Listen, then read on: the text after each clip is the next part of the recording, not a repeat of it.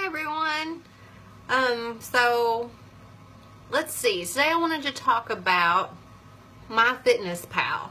So if you've never heard of MyFitnessPal, and I'm sure you have at this point, but if you haven't, MyFitnessPal is basically one of those tracking apps, fitness app tracking or diet tracking, however you want to label it, that tracks both exercise and your food intake, and it gives you the calorie output of each one of those things. You can kind of plug in what you've eaten every day, and depending on what goals you've set up for yourself or for the app, it will tell you how much you should be eating to either to achieve a certain goal. And a lot of times that goal for most people that use this type of app is to lose weight. So let me kind of give you a little bit of a history of where I'm coming from for this video in the first place. MyFitnessPal has been around for a long time. I believe the first kind of tracking app that I can remember using myself was the app called Lose It. And I remember using this app as early as probably like maybe 2007, 2008, somewhere in there. Maybe 2009. I know that it was somewhere around that time period. And it wasn't long after Lose It came out that MyFitnessPal came out. And I know when I first signed up for MyFitnessPal and I plugged in my goals, what I was hoping to achieve, then it kind of gives you an output of a number of what it recommends that you should be eating calorie-wise every day so that you can achieve a number. You know, whether or not that's a pound loss every week or a half-pound loss every week in order to achieve that goal. And you can even set up time frames for this. So if you want to lose a certain amount of weight within a specific amount of time, then it's going to tell you what you need to do in order to achieve that goal. When I first started using the MyFitnessPal app, it was at a time when they still didn't have any parameters set up on the app for trying to screen out for what maybe would be unhealthy activity with the app. And so I can remember that when I plugged in my information, it told me that I should eat no more than 1,100 calories a day.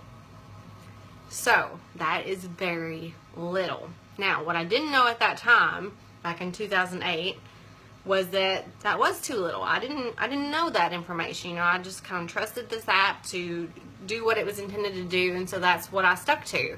I literally only ate 1,100 calories a day for a while. And did I lose weight? Yes, I lost weight. That was what it was intended to do. I lost weight within the amount of time that it specified, which was pretty quickly. Unfortunately, what these apps don't do is they don't really, they're not very tailored to the individual person. So you can put in your height and what your current weight is, all of this information, but we're all human beings and we're all very different. And our metabolism, our makeup, our hormones, our genetic structure, everything is different and very specific to the individual. And so the app is not going to account for this. And now I know if the app comes up and it tells you, if it tells you that I think the lowest amount that it'll plug in, at least for females, is for 1,200 calories a day. And so it won't go below that. It actually has a warning. I think it says something about that it's too low and it's not healthy. I'm here to tell you also that 1,200 calories a day is still too little. You know, I don't care how many things you read that's going to tell you otherwise. 1,200 calories a day is not enough to survive. And one of the ways that I kind of figured this out for myself was actually also another fitness tracker, the Fitbit. If you have one of those, if you have one of those that's specific to the heartbeat, and so it kind of measures your heartbeat and your activity throughout the day and tells you how many calories you're burning just on average throughout the day. Well, you will find, if you've ever done that for yourself, more than likely you are burning more than 1,200 calories a day just by living.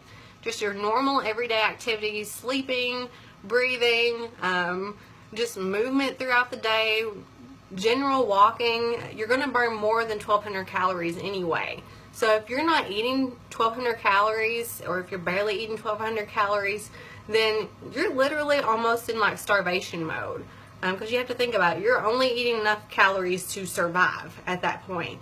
You're not eating enough to get any other type of activity. You're eating enough just for pure survival and nothing else. And so what happens is that if you are eating that few amount of calories, then eventually you're going to start seeing signs of malnutrition.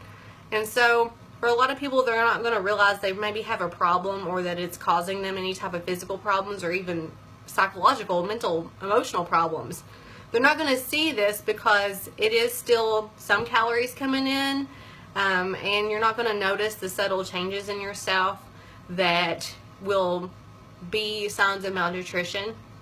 But anything from just feeling very tired every single day, not having enough energy, maybe not sleeping well throughout the night or sleeping too much, maybe that you're having extreme attacks of cravings. You know, if you're craving food and you kind of see that as just this bad sign that you don't have enough willpower to make it through the day or to stick to a diet plan because you're having these intense cravings of food, probably in the afternoons, you know, when of course you've already burned through that energy supply or that 1,200 calories that you've taken in, then, you know, this is really more your body's way of saying that it's starving to death. Very slowly, but it's starving. And then over time, it starts to kind of carve out other parts of taking up energy in other areas of your body. So that might come out through your skin.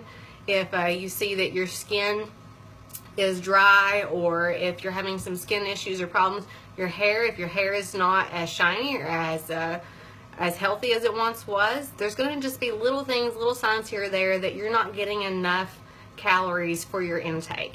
And so this is one of my big problems with MyFitnessPal and these other apps. You know, they kind of promote dieting. And if you've listened to anything I've said before, dieting does not work. It is 95% likely that a diet will fail.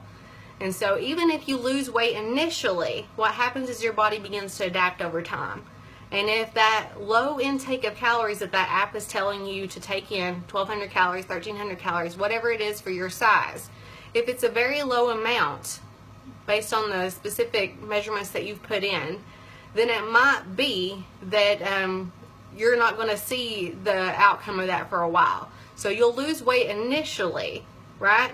But over time, that's going to come back because your body adapts to that low intake. And then what happens is your metabolism dips. You know, it kind of jacks up your metabolism, it can jack up your hormones, and it causes a lot of these other just subtle problems that maybe you're going to experience over time, but it may be so subtle that you're not going to attribute it to that dieting that you're doing that maybe is promoted by these apps. Now, with MyFitnessPal, I realize that it is a tool for a lot of people, but again, I think that it's kind of mostly promoted as a dieting tool. And just like I said, diets don't work. 95% of the time they fail. The very slim margin, 5% of people that achieve their dieting success, it may be that they've not had enough time to bounce back. Studies show it can take as much as 5 years for people to start gaining weight back. And then when they do gain weight back, they gain back more than what they had lost in the first place, or more than what they initially weighed in the first place. And so the apps, though, they promote this fitness, weight loss type of diet culture that we're trying to stay away from. And what I find with these apps, if you've used them, I know that when I've used them in the past, and if that app tells me that I've gone in the red zone for the day, I've eaten all my calories, and it's only lunchtime, you know, there's a little bit of a panic mode that kind of sets in with, well, now what do you eat for the rest of the day? Water and celery? I mean, in order to stay in this realm of this range of calories that you're supposed to have for that day. Or you eat more, and then it convinces you to feel guilty about what you've eaten because you've gone in the red for the day. Or you have to over-exercise. So you have to exercise more on a calorie intake that you don't have enough of for the energy that you've already spent for the day. And so essentially you're kind of depleting your energy supply for what your body has. And you're putting your body in the red zone instead of your calorie intake in the red zone for the day. And so I believe that these apps kind of cause more stress than they help. And you have to kind of think about, well, how does stress relate to your overall wellness, your health? Stress is so much worse for us, health-wise, than any type of weight you're going to have on your body. And most of the time, people who maybe feel like that they're suffering some type of consequences from being overweight or obese or having some extra pounds on them that they feel like they shouldn't have, a lot of times it might be that they're stressing out about this. and that's what maybe is contributing to some of the health problems that they're actually seeing. And so some people, some research doesn't really show this as much. You know, they want to show the comparisons between being overweight and health, and then they don't really think about all the side effects that being overweight has based on the pressure that we place ourselves in as a culture. So again, I think that they cause stress. I think that they promote restriction. So again, if you are at lunchtime and you've already eaten all your calories for the day, then you are forced to either overeat based on what the app says, which might make you feel guilty, which might make you stressed out more, or you're forced to overexercise to try to get rid of those calories. Anyway, it's putting you in a restriction phase, and restriction is not healthy. Restriction can lead to disordered eating and eating disorders, so we want to stay away from that. And then I think it's kind of important to look at the why of why you're using these apps. If it is to diet or to achieve a certain fitness level or a certain weight, then, you know, the deeper issue I think there is to look at why do you feel like you need to be doing that in the first place. You know, a lot of people are going to say that it's health reasons, but the research doesn't support that. It doesn't support that health is promoted through weight loss in the long run. Diets fail 95% of the time. Said that again and again. And then the why of, well, are you just wanting to look better? You know, and then we go back to, well, look better for who? Is it for you? Is it to fit into the culture, to make yourself more comfortable among others within the culture, within the society? All of those can relate to deeper issues that maybe are at hand that we will want to look at instead. So this is all of the above why I deleted MyFitnessPal. I deleted MyFitnessPal officially probably about 6 months ago, and I have never looked back. I will tell you, it's one of the hardest things I've ever done. So out of all the food rules I've tried to overcome, for some reason MyFitnessPal was one of the ones that kind of stuck with me. And I think now looking back, the reason why is because I did see such success with it in the beginning. But to be honest, it was only that initial success I had, and all the years that followed that I tried to use the app, I never achieved that same success again. So it was almost like having an addiction, you know, and chasing that high of an addiction. So, you know, people initially, if they take a drug, they get that first high, and then they're always chasing that high afterwards. And I kind of felt like that's the way the app was too. And it was not happening. It was making me feel stressed out more than anything else. It was causing me to restrict a lot, and it was really triggering for any type of issues that maybe I've had in the past.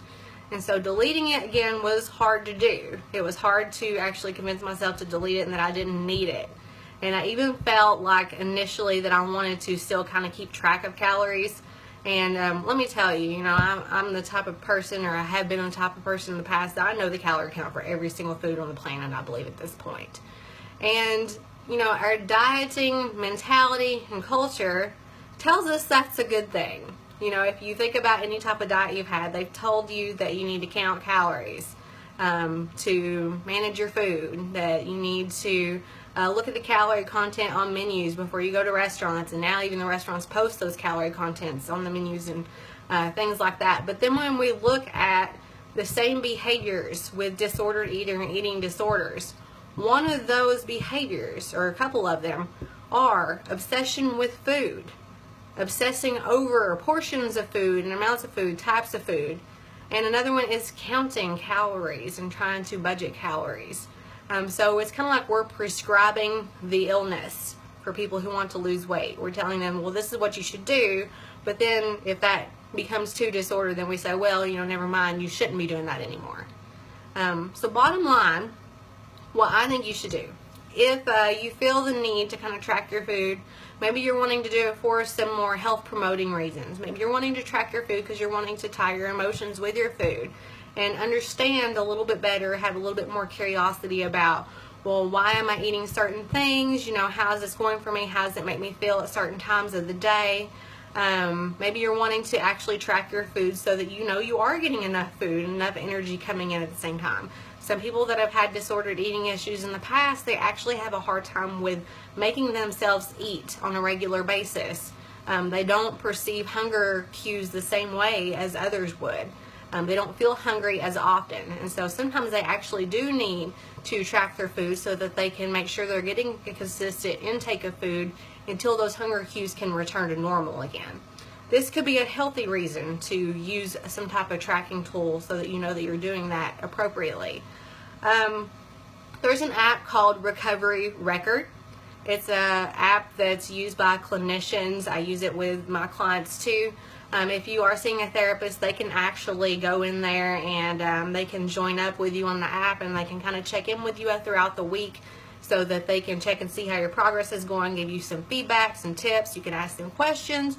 It's really useful and really neat to use actually.